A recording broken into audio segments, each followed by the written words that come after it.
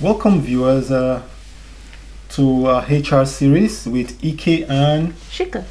Here we try to talk about everything HR to educate our viewers. And we've been talking, Shika, about the evolution of HR, how it has evolved. I mean, we've talked about the industrial age, how it's moved from there, the industrial revolution, all the way down. We've talked about Taylorism. Yep. And now we would like, to zero in on, what impacts do you think Taylorism actually had on HR and workforce management? Yeah. So, great questions there, and very good summary of what we've done so far, Ike. Looking at workforce management, that's employees. So we look at who the employees are, what they do, how each and every policy and procedure that we look at impacts them, and how it impacts them, basically. So I think, workforce management is all about that. Okay, thanks, Shika. And another important thing is, when we're talking about employers, employees, there's this debate about the fact, some say, some employers see employees as mere resources, you want to talk about that? Very true. The impact? Yeah. So I think, what's happened is post-industrial revolution and the scientific management, there's been this shift towards efficiency driven, and how HR has become more efficient now. They are looking for more efficient than versus just the time of being productive. So organizations don't look at employees as employees, they look at them as just resources.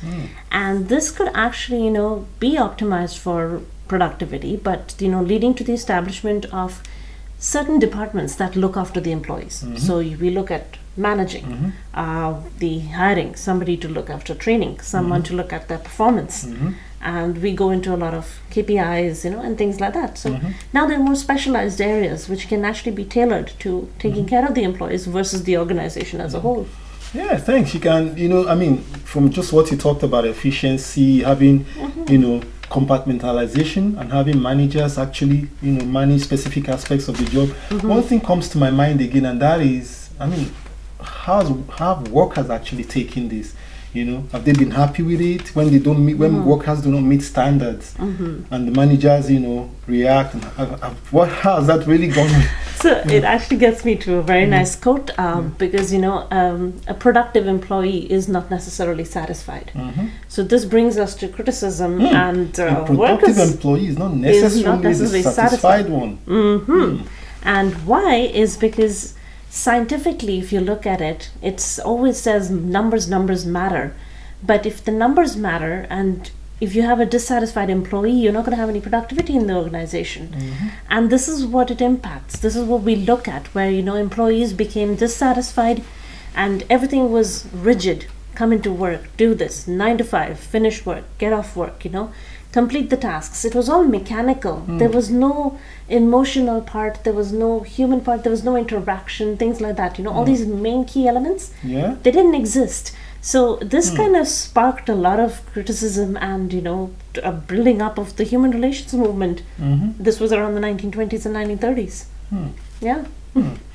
And that brings me again to another from taking it from where you stopped, it brings me to another very important aspect, which is managing efficiency and productivity, and then trying to create something around performance management, finding out how employees are performing and things like that.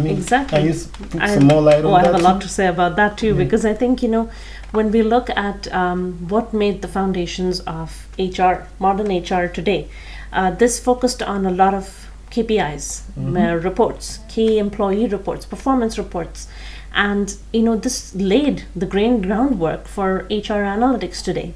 And we look at if you try to compare this to the systems now, we have Google Analytics, we've got other analytic programs that allow us to measure how our our recruiters are doing, or for example our employees are doing. And why I say recruiters is because my background is in recruitment, so I talk about recruiters like that. But when it's like an example I'll give you from the other day is we were talking about how a scoring system can ensure that a company's performance and a retention rate is really good. So nowadays employees and organizations rely on AI to generate a retention rate. So a company tomorrow says, "Oh, I've got an 87% in retention rate." How did you come to that?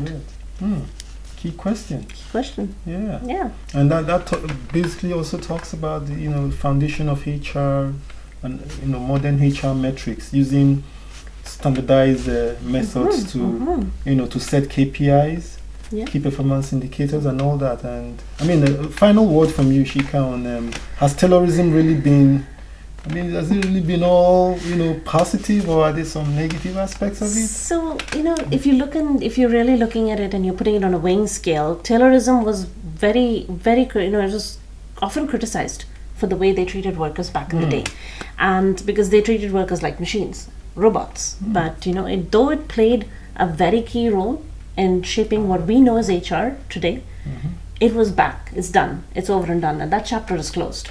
Now we just need to take whatever we learned from there and try to put that into today's modern HR and use the best practices to move forward, not move backwards. So I think now we need to focus more on designing a job, for example.